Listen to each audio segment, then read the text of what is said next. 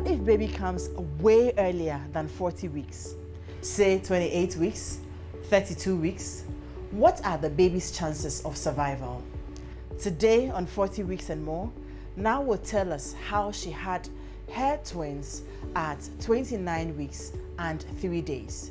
A story of anxiety, agony, joy, and all the emotions fused together. You don't want to miss any part of this show. 40 Weeks and More.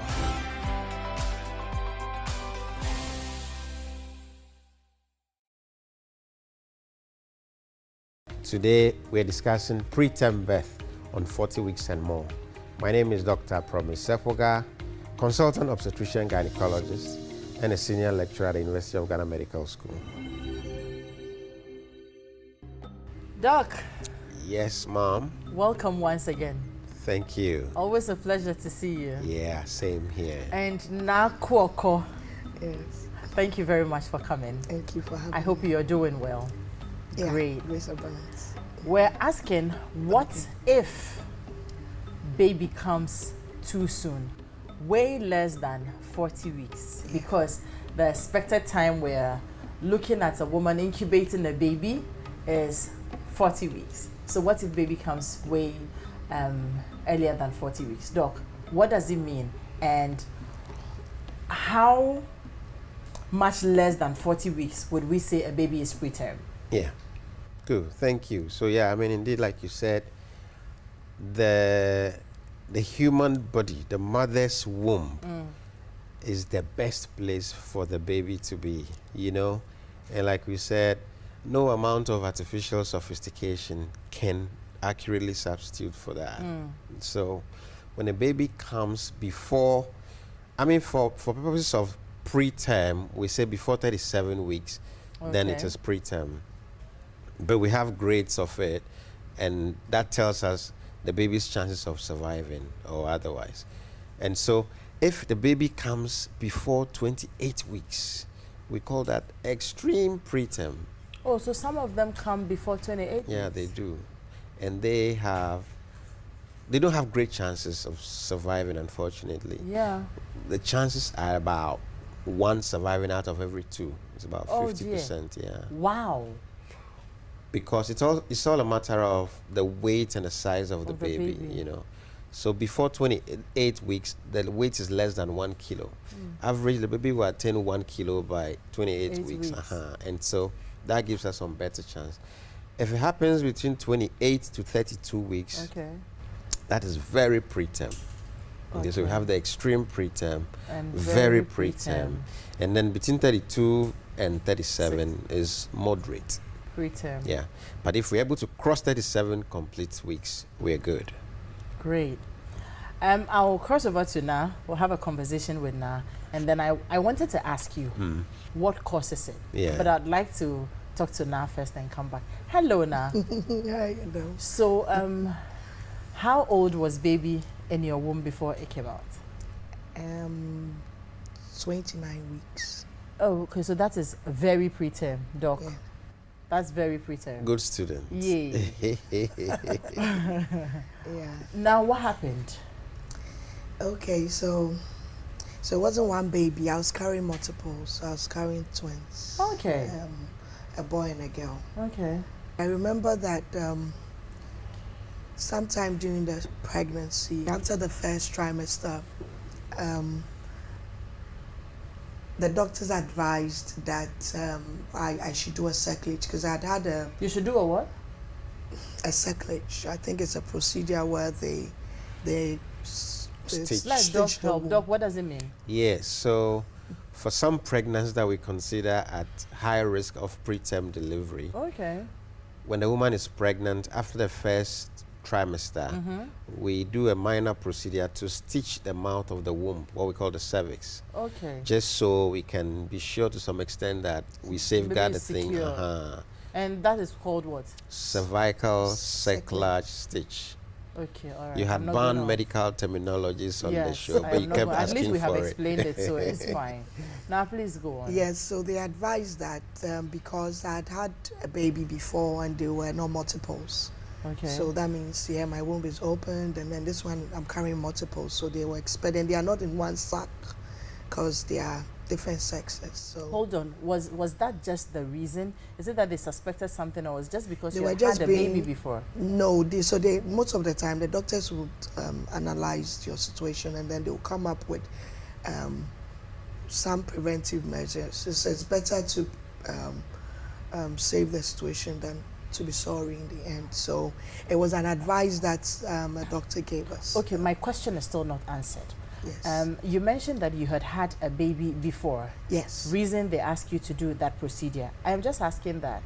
Is it because you had had a baby before carrying the twins, or there was some other reason? Doc, do you get me? Yeah, so typically when you're carrying twins, we know right from the word go that there's a high likelihood of these babies coming preterm. So sometimes we go ahead and do the stitching as a matter of precautionary preventive measure.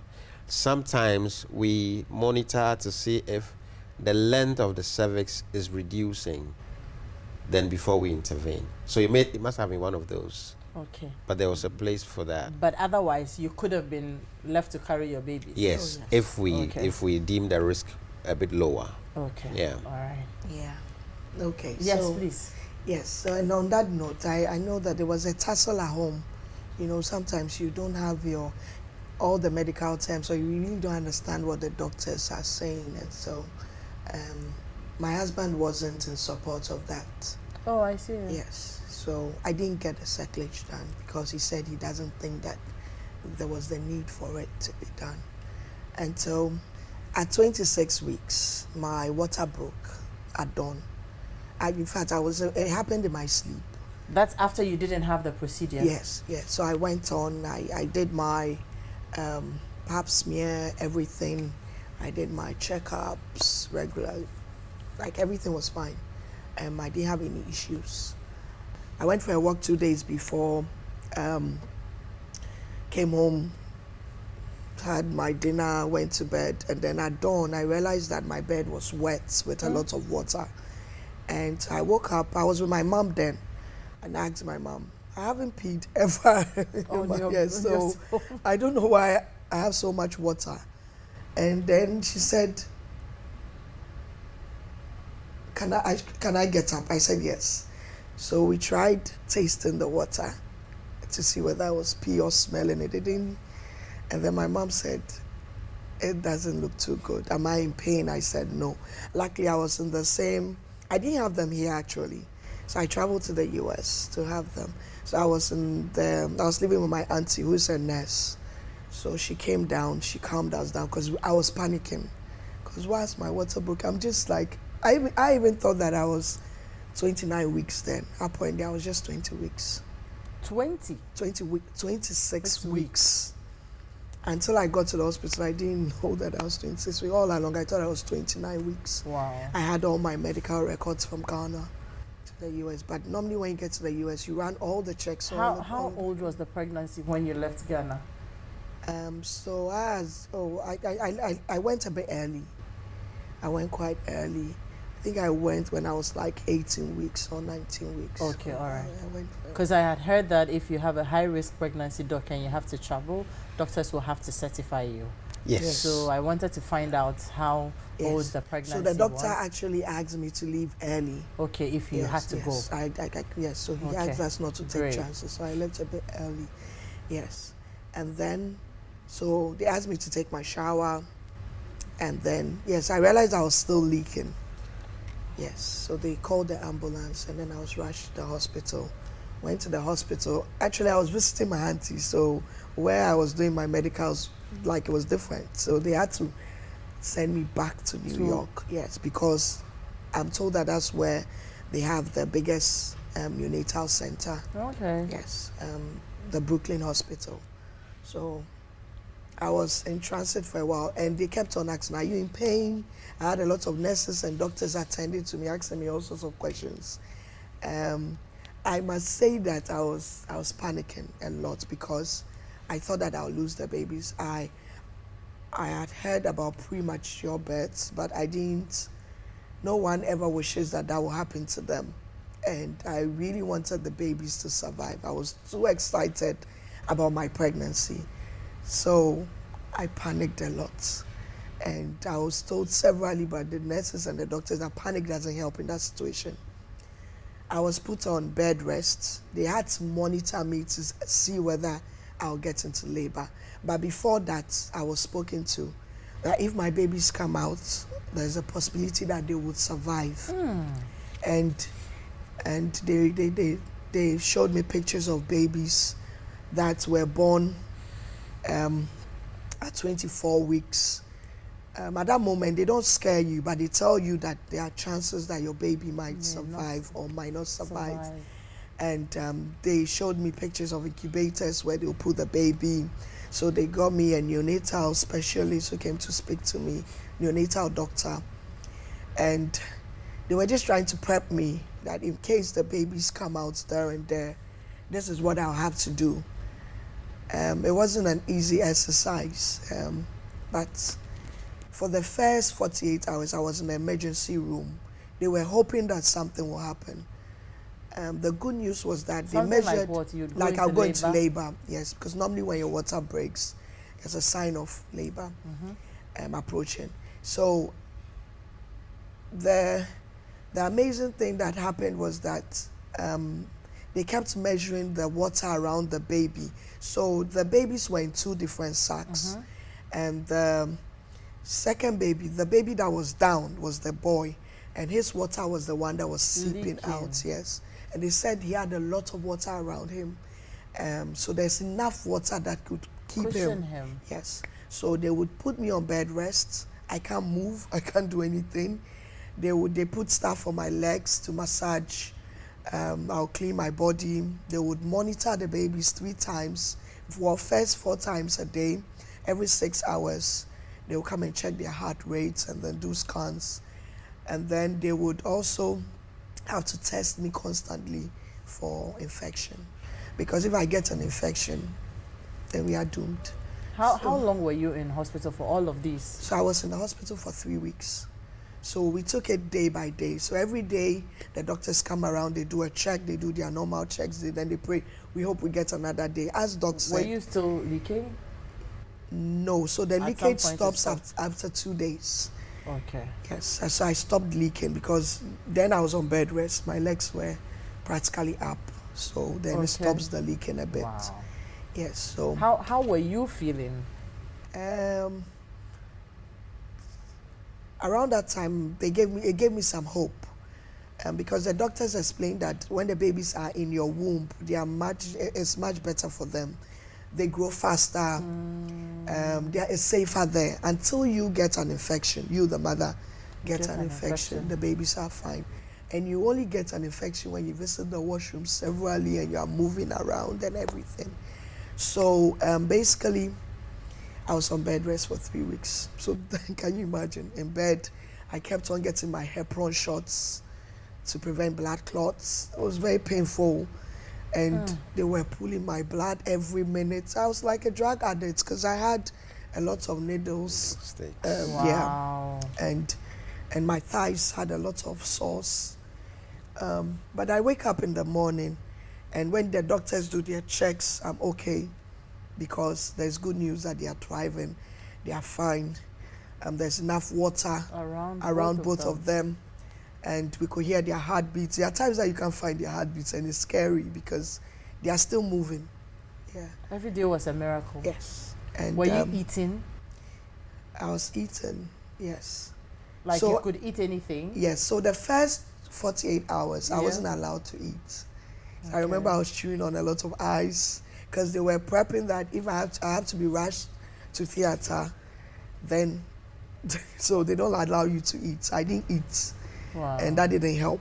So because I wasn't well, and I wasn't feeding the babies as well. So. Okay, but again, you were in bed didn't mean that you had to lie down for 3 weeks, right? You could sit. No. You couldn't sit. It wasn't an easy. It's like fresh on my mind all the time. I was in bed all the time, down, with pillows all around. I just could adjust move around a bit. Because if I sit, I might leak, and that's what I'm preventing. So I couldn't sit. My bed was down, so yes. And I think it was my prayer that I could do more, because every day they come, and then we just kept hoping that things would get better. Yeah. All right. We'll continue the story. But Doc, I noted something. Yeah. So her water broke at home. Yes. And then she went somewhere that was not her original hospital. She had to be taken back somewhere in New York and all that. That movement, wasn't it dangerous for her and the babies? I mean... Because at the time she was still leaking. Yeah, but this was a movement in an ambulance, so she would have been lying flat, which was okay, compared to sitting in a car. Because the whole thing is, when you're sitting, gravity is pushing the fluid down some more, which is why even when you get into the hospital eventually, you are lying in bed, and we raise your legs so that we lift the pressure, we reverse it that way. So the movement was important because we, as much as possible, want you to deliver at a place where there is a neonatal intensive care facility, rather than deliver the baby here and we are struggling to carry these tiny babies in transit, an air-conditioned car, temperature control, all of that. So we prefer to transfer the baby inside to the place where delivered here, and there's a NICU facility right there. Okay. Now I want us to go back a little bit before I will let Naa continue her story. I said I was going to ask you, I mean, how that happens, right? How is it that you're supposed to be pregnant and carry your baby to term, especially so when you feel you're doing everything right, and then at some point in time, baby decides that conditions are not favoring you and your child, and then somehow you will have to, go into preterm labor, or something happens. Yeah. I mean, she talked about you having a weak cervix, and so you could have a procedure. So that could be one of the reasons that can cause babies to be preterm, right? Yes, but what that's else? Even in the minority of cases. Okay, so let's learn about. So majority of the preterm deliveries, you can't find any cause. You can't find any cause? No, majority. Okay, so the uterus on its own, it decides to start contracting. Yeah. I hope you don't ask me why to that one again. So you are bad from asking why. But then a good number would be due to multiple pregnancies, just like in her case. So imagine it this way. The uterus is programmed, that's the womb, to distend to a particular size and then start contracting. That is how it has been wired. So, and originally it's meant for one fetus. So the one fetus grows to 37 weeks. The uterus, the wiring says, yeah, start contracting, get a baby out. So if it is two, just after 24, 25, 26 weeks, the uterus has distended as though it was one at term. 37. Right. So that uterus is free to start contracting, which is why multiple pregnancies, twins, triplets, quadruplets, most invariably deliver preterm. I see. Now I understand why when I was pregnant and I went to the hospital, twins, my doctor said, we don't usually like twin babies. Then I wondered, why? Right. He says, don't worry, we'll handle it, but we don't usually like it. I still remember how he said it, like, and he had this worry on his face. It's a high-risk pregnancy, one. And so, which is why it is important that when you get pregnant, within the first 8 weeks, we need to see you in the hospital and do a scan. Just so we know that we can get a date, the size of the babies and the dates correctly, and determine that it is 1, it is 2, it is 3. With all the measurements. With all the measurements, and then we can start planning ahead. Okay? So that leads me to the other issue. One of the common reasons why preterm deliveries happen is poor antenatal attendance. Okay? And what is poor? According to the World Health Organization, a minimum of 8 visits during your pregnancy, minimum. So 8 or more is great. That to a large extent guarantees a good pregnancy outcome. Okay? So if you do just 3, just 4, it can be better. So the more, the better. Is that okay? Because maternal nutrition, if you don't eat well, if you gain so much weight, if the baby gets too big, based on what I explained to you, that baby is likely to also want to come out earlier. It's tired. The space has Right, the become too space, small. the uterus has extended. So when you attend antenatal, then we are likely to counsel you on your eating, and then we're able to pick up infections, because infections are also a leading cause in the mother of preterm delivery. It could be just urinary tract infections, because when you are pregnant, the bladder does not get to empty the urine completely each time you go to pee, okay? And so there's almost always a little bit of urine left, and that the bacteria love that, and so the pregnant woman is already at risk of picking urine infections. I see. Okay, and so if on top of that you don't attend your antenatal visits regularly, because when you come, we examine you, we check your urine, so that we are proactively looking out for, is there any evidence of urine infection, then we deal with it. Sometimes it's a vaginal infection where there is abnormal vaginal discharge. Any discharge which is different from clear, cloudy, is abnormal. Okay. If it's so much that it can wet your underpants, it's abnormal. If it has an unpleasant, unusual smell, it's abnormal. It's abnormal. Because every woman is supposed to be familiar with what your regular smell is. Yes.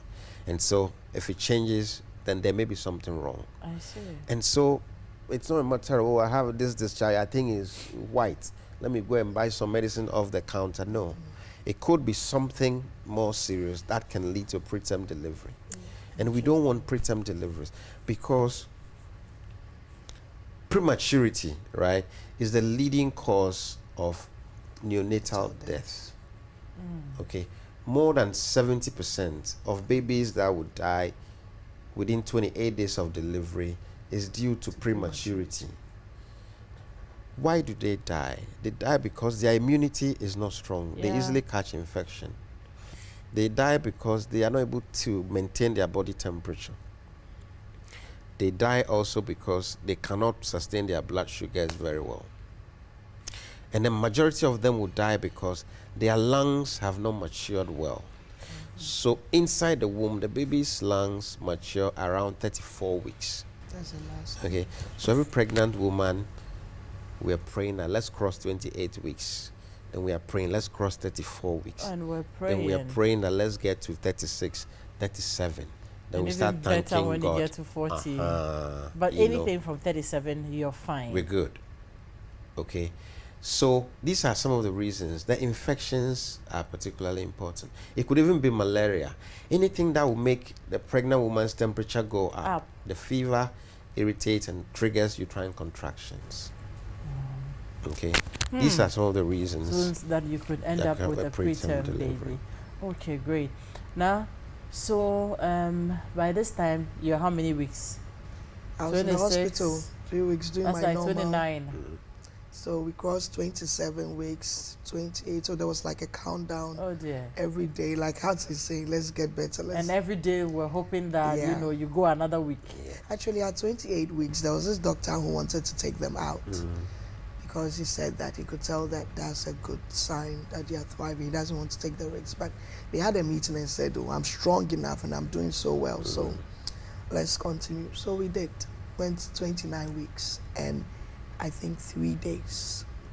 But I had them on the 4th day because I had them after midnight. Oh, after 29 weeks, they came out? Yes.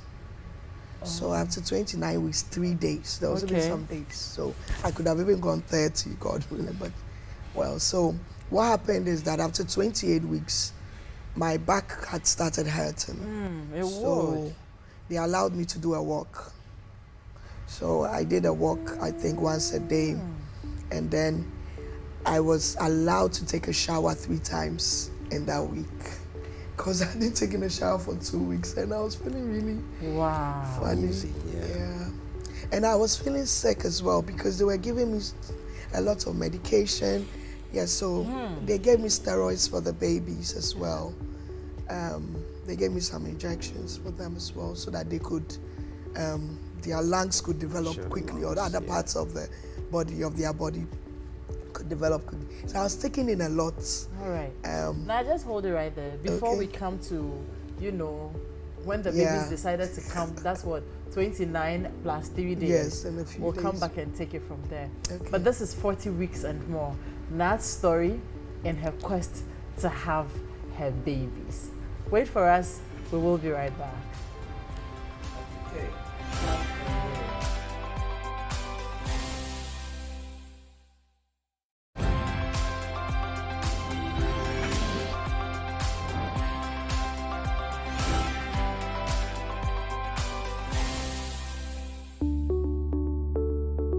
Thank you very much for staying with us. This is 40 weeks and more. We have been talking about what if baby comes way sooner than 40 weeks. We have learned on this show that if your baby comes earlier than 26 weeks, that's what? Extreme preterm. And then you have very preterm, that's up to about 28 weeks, Doc, right? So the extreme is before 28 weeks. Extreme is before 28 weeks. And the very is 28 to 32. And to 32. And then you can have preterm, Moderate. right? But our hope and prayer is that your baby should come at least at 37 weeks. Yeah. At that time, we know that baby is well developed and ready to face the world. Let me say a very big thank you to our sponsors, Ernest Chemist Limited, Shape Healthcare Specialist Medical Center, and Labadi Beach Hotel. They bring us 40 weeks and more. Let me turn to Naa. Now, after 29 weeks and 3 days, what happened? Okay, so as I was saying, after taking all those walks and then taking a shower, I started leaking again. Oh. And then Was that the first time you walked? Yes, because I was in bed for, I think, 2 weeks and more. So I think that the walks, it was just once a day. So I was still in bed, but I just take a short walk around. And you had done it for how long? I did it for, I think, just a number of days, like let's say 4 days. So every day I just do like 10 minutes walk just to stretch my legs and then to exercise my back a bit because they didn't want extra complications. Because you're carrying the babies, you will still push them out or go under surgery and they need you fit. Yes, so I started sleeping again. So they had to check and it was the boys' water that was leaking again. And so I remember the last day before I went into labor, I started feeling sick. I threw up a bit. My temperature went up. They were monitoring me. They kept on checking for infection and everything. I was fine, but I was just feeling horrible. And I didn't know what the problem was. Then labor started. I started getting slight waist pain. And then I got the sharp pain. And it wasn't like the regular one. It maybe I get it in 15 minutes range. Okay. So I had that for a while, and I was still throwing up. I couldn't eat. I drink. Anything I take in comes out. It was after everything that I was told that the boy was struggling because the cord. He was, they turn a lot. Yeah. And his water was seeping. He was losing water. So I think the water helps them to move around. Yeah. They swim in the water and he was struggling. So the cord went around his neck. So he was struggling. That was what was causing the leakage. Not the leakage, how I was feeling. Me getting sick. Yeah. Oh. So I struggled through that. They prepared me for labor. And they kept checking their heartbeats. And because of that, I don't have a clock in my house I have a clock, but I don't allow it to tick because you keep hearing ke all the time because you hear her heartbeats and his heartbeats all the time. And so anytime I hear those sounds, it reminds me of that. And so that moment I was struggling, crying, because I was in a lot of pain. No. And I had a lot of people around me, like the doctors kept on going and coming. At the point in time, they couldn't hear his heartbeats. So it was on and off, and they were worried. So the long run, they took me into theater, and I was ready. At a point in time, I was ready to deliver. My womb had opened. As in it had dilated? I had dilated fully. And so they checked and they asked me whether I could push. I said yes. I'm strong enough so I can push. So I pushed, and the boy came out first. And when I started pushing, it didn't take too long. The boy came out. I didn't see him move. And you know the doctors, they have their way of doing things to ensure that the baby has to be alive. So I saw them tossing suction, putting the suction machine in this. And then, but the good thing was that they were all ready. They had everybody, and natal doctors were in the room. Everybody was there ready. So then, at a point in time, I saw him move sharply. They just put him in the incubator. Well, that moment when I saw that, then the doctor said, no, don't push. You cannot push anymore. Don't try it. And so somebody held my head back. I think that was the lady ready to apply.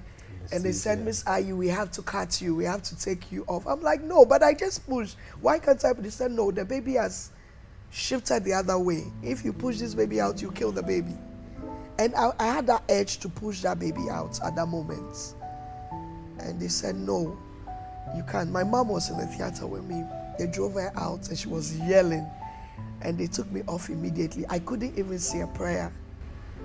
So everything, they just had to take me off. Miss Aryee, we are sorry. We have to take you off. And because I had that edge. And they felt that I might push the baby out. And so they took me off. And I that was it. This is a lot. Yeah. And you were conscious all the while. No, I was unconscious after No, I mean, after you brought out the first baby, when they were conscious, telling you that they had to, you couldn't push again. Yes. They had so to they had a scan, so they were seeing, they saw what was going on. I think they saw so when I pushed the first baby out, I think they both had their heads down. But when the first baby came out, I don't know, maybe the force was too much. The other baby moved. Shifted. Yes. So at what she wasn't point in coming time with did her you head become anymore. unconscious? So, well, after they had done whatever they wanted to do, so they had to cut me. They did an emergency CS. Okay, so that's where I turn to Doc. Doc, so it was noticed that one of the babies was struggling. Water was leaking. The cord was it wrapping around its neck or something? I think they didn't see that. They didn't see that. But they noticed that the baby was struggling. Yeah. And why didn't they just do, I mean, I am not a doctor, but why didn't they just do an emergency CS to bring the babies out? They had to wait for mommy to have the urge to push. You push the first one. Then they realize that there is a problem. Hold on. Don't push again. Let's do an emergency CS now. I just want to understand why. Yes, and I'm just here to make you understand. Yes, Doc. So what it is that, like she said, as much as possible, if there is no pressing reason, we would aim for vaginal delivery for every woman as much as possible. Okay. Because like we say, cesarean section, it's a surgery. So we are measured in using it. The baby, when you are carrying twins and the first baby is coming with the head, it's a good thing. So that tells us that yes, the woman should be able to deliver. Sometimes after the first baby has come, the second baby is quickly examined. Is she still coming with the twins, with the head or with the legs? Sometimes, based on judgment after that examination, we're able to manually rotate the baby to bring the head down, or manually rotate the baby, grab the legs and deliver. Okay. It's all a matter of how well baby is doing, how stable is the mother. Sometimes you just use another device to extract the baby out. So like she said, she was due, she had dilated well enough for the first one to come, and after the first one came, like we would normally do for every twin pregnancy, we quickly check the second one to make a decision. Can that baby safely also come out? Shall we manipulate for it to come, or is it no, let's go and deliver abdominally? So it is not uncommon. Okay. Right. And like she said, the first baby came and the baby was not very strong. Yes, like you're saying. And the explanation was because the cord had got around the baby. And each time the uterus contracts, there was a bit of squeezing of the cord. So the baby was being cut off oxygen every time she had a contraction. So that was what we call a fetal distress. That baby was in distress. But fortunately, she was fully dilated. So Then baby it could come. out. It could come quickly. Yeah. So that's the explanation to it. A very simple question. Okay. How are the babies doing now? Oh, so as Doc said, I lost the boy. Wow. Yes, I lost the boy. I mean, when? Was it right after delivery? Yes, I Or think the was- doctors tried to do their best, but I'm sorry now. yeah, I lost the boy. So after so when I woke up on my sleep, my short sleep, hopefully, they, So what, the baby had passed before you woke up? yes, Wow. and they didn't know how to tell me. Oh no. Yeah. Then the second one was on the incubator. Also, they put him in an incubator for a while. I think I struggled a bit to wake up because before I woke up, I could hear them talk, but I couldn't open my eyes. And then at a point in time, I could feel that I was getting very cold. So they wrapped me in a warm bag. Yeah, so it was on and off. But when I woke up, they found a way to break the news to me. Oh, but that must be very traumatic. It was. Considering all the struggles you went through, Exactly. had to be in bed for God knows how long. Struggle, baby comes out. And for me, the painful bit is the baby had passed before you even became conscious to meet it. Did you ever see it? Yes. I requested for my baby, and it was a tough one. It was a tough one. It was a tough one. They didn't know how to tell me, so I saw them going up and down. You know, they take my mom out. I hear her talking to my husband, and they were just trying to ensure that I was fine. They said my babies are fine initially. I said okay, and they said I couldn't see them anytime soon because it's an emergency CS. I still had tubes in me. I was on oxygen and everything, so I wasn't in the mood to speak so much. So I was lying down when they came, and then they said, "This is the issue." I said, "Okay, they should bring my baby to me." Then my mom said, "No." I said, "No, I want to see the baby." After everything. Yeah. Doc, please pass on the tissue to me. I'm sorry now that you had to go through all that.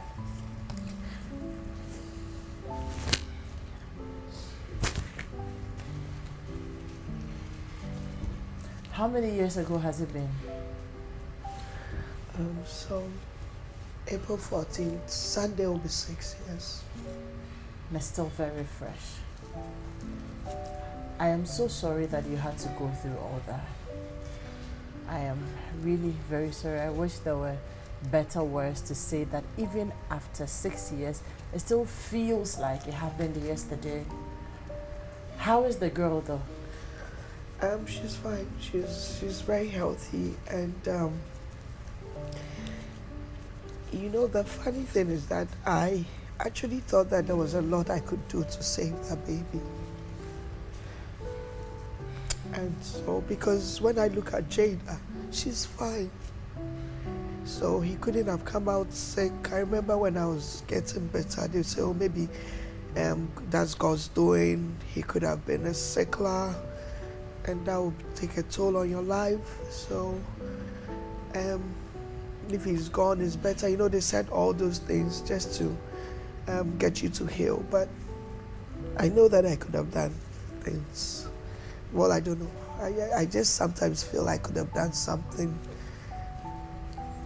to Now, save what did you them. think you could have done? So I think I could have done the cerclage. And then I also think that when the doctor said we should take them out at 26 weeks, You should have agreed. I should have pushed for it. Because when I was in the hospital, I read a lot about premature births, because at a point in time it's happening to you. So you have to read a lot about it. So I read several stories, watched videos. I saw babies who had come out 28 weeks and they were fine. Wow.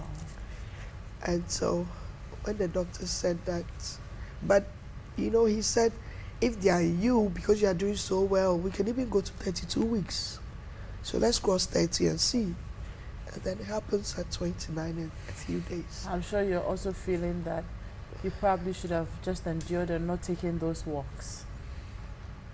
You needed them as well, Yeah. right? You needed them. Yeah, maybe if I'd also laid down a bit and not taken a shower and all that, maybe. So there are things that I sometimes You feel look like back to- these babies were mine, they were me. It was my duty to protect them. And that day when they brought me my baby, I told God that, you know, God, prove to all these doctors that you still exist. Look at what I went through. Oh. I'm sorry. So, the girl, I mean, she was in the intensive care for a while. Yeah, so she was there for a while. So because I had lost one, I was grieving. And I wasn't getting better, so I couldn't see her early. So mommy takes videos, my mom goes to take videos, and then they come and show them to me. But after a while, I said I wanted to see her. So I went to see her, and she was so tiny. Oh. And I remember the first day I saw her, I was so disappointed. I was like, can this baby even survive? So I asked for their weights, and the boy was 0.8 and she was that was very small, 0.7. right, Doc? Yeah. Yeah, they were below 1 kg. Yeah. And so I had a lot of the doctors. They gave me a chaplain. Luckily, he was from Ghana. In fact, 2 chaplains. And one was from Ghana, and then they gave me a therapist. And yes, because anytime I went to the other baby, I was so sad. Apparently, they can feel it. And so she wasn't doing well too. So the doctor spoke to me that if I want, I can't go back empty-handed. If I want this baby to thrive, I have to switch and be cheerful when I come around there. So I did that. And gradually. Yeah. And then the first day I saw, I was so shocked. They had so many cords. She had the Around oxygen. Her her. eyes were covered. She was under blue light. She had so many. I was like, I have a sick baby for life. That's But- what you thought. Yeah, because and I went to the NICU and I saw all the babies, and the scary thing in the NICU, so you have babies lined up, and the next day this one goes, and the next day this one is gone, and so you come there the next morning, and you are just hoping that you see your is baby. fine. So I Yeah. remember I was discharged. I went home, and then you are allowed to call in and check up on your baby. So I had to rush to the hospital, and I went, and she wasn't in her incubator. I just fell. Apparently, she wasn't excreting, so they needed to do a scan on her. So they had taken her to another. I just fell. I was in the hospital for 48 hours. I didn't go home. I didn't leave her side when they brought her. They said, your baby is fine. Miss you wake up. Oh gosh. It was traumatizing. No, you have The been through whole so much. NICU experience. So after how long did you have to take her home? It took a while. So her due date was in June, and I had her in April. So they kept her in the hospital to June. Yes, because she came out early. She couldn't breathe on her own. So they have different treatment. So she was on the CPAP, then she upgraded to the cannula. Then they took her off sometimes to check if she could breathe on her own. So it's a whole, and then they are feeding too. And then sometimes when they start feeding, they realize that their intestines have challenge, didn't develop, or they can't excrete, and that's a whole ball game.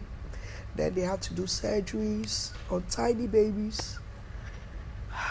And so, yeah, I kept praying. I go to God, I said, God, they had it's like a chapel where you can have Muslims go and pray, everybody can go and pray. So when I'm having challenges, I just go there and I pray. I say, Lord, you took one and you haven't given me reasons why. Don't take this one, please. Well.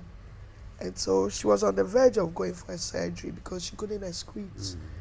And then after several prayers, we're there one time, I heard the nurses screaming. So it says, it's like joy when the kids poop. Wow. So he said, Miss I, your baby is and I named her Shira. You know, you name your babies there before they even come out because they want to call them by names. They believe that it helps them thrive. So, and they couldn't pronounce the Shira. They used to say Nahira. Nahira has done it. She's done it. And it was all excitement. So you get the other mothers coming together to cheer you up. And she only got better from time to time to time. Yes. And today she's 6. Yeah, she's 6. Hail Hattie. Yeah. Well, you are a strong advocate now for preterm babies. That's the spirit. You've been through a lot, but we thank God that the story is better. Yeah. And also congratulations on everything you're doing for all the other mothers. Yeah. The fact that what you went through has rather strengthened you to help other people. Ayiko. Thank you. Doc. Yeah. What do you have to say? So she went through typically what happens when the preterm delivery is preceded by the woman losing fluid or breaking her waters. Then it's even a bit more difficult because yes, we have to admit, keep you in hospital, keep a close eye on you because we don't want you to get infected. If you get infected, because naturally we have bacteria in the birth canal, and any of that could go up into the womb and affect the sac and get into the baby. So we are checking your pulse every day, multiple times, your temperature, and like you said, we do the scan to check the fluid level around the baby, and then we decide based on what we find. So she was getting into a bad state when she started having a fever and feeling unwell and started throwing up. Some bad infection probably had begun. And so you needed to get a baby out, which was what was done. And fortunately, because she was in hospital, she got those injections that helped to mature the baby's lungs somehow. Okay, so you can imagine if we didn't have that time in hospital. And when it happens, we keep in hospital. It's a matter of how much time can we buy, you know, one day at a time. You know, trying to get as many days as possible. Generally, for preterm babies, the male ones have a lower chance of survival compared to the female ones, because we think that genetically there's something called chromosomes. Just pardon me. The chromosomes, you have it as X or Y. The woman has 2 X chromosomes. That's what makes you a woman. XX. The man has X and Y. So we believe that the extra X that the woman has confers some additional strength. Because from what she said, the second baby, the girl was even a little bit smaller, but she made it. So a male fetus stand a slightly higher risk of not doing well delivered preterm. If you didn't get into hospital early, if you didn't get the steroids, and we give other injections to protect the baby's brain, because quite apart from the lungs not doing well, the brains could also suffer some issues. And the more preterm you came, there are chances of having brain-related problems as the baby is developing, you know, which is why even though, like she said, she was blaming herself that she should have just pushed her at 26 weeks. I would probably say, no, if everything was okay, let's push a little more, because we're also thinking about the long term, okay? And if the baby has lost so much fluid that there's too little around, they are not able to stretch the joints, and those babies come out like that permanently, okay?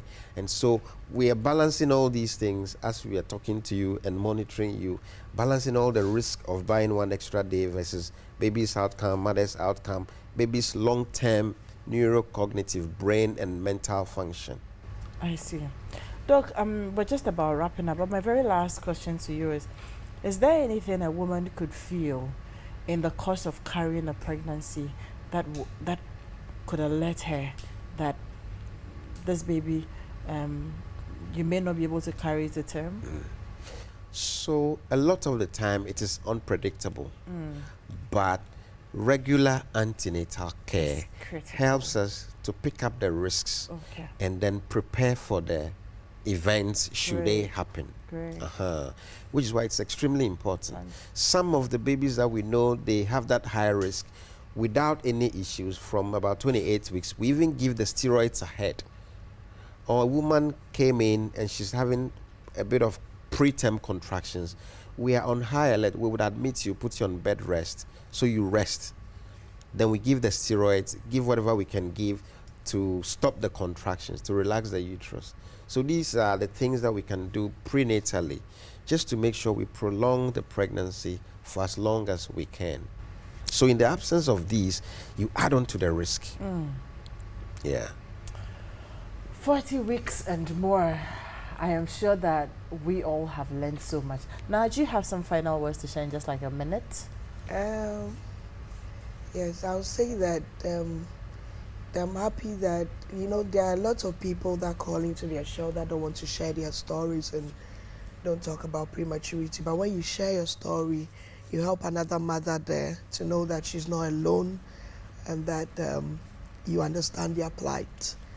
And so I just want to advise mothers, pregnant mothers, to take good care of themselves and to go to the hospital for antenatal regularly is very important. And if you have a preterm baby, you can reach out to J Foundation. We give a lot of support to mothers in that light. We give a lot of counseling. We support them financially.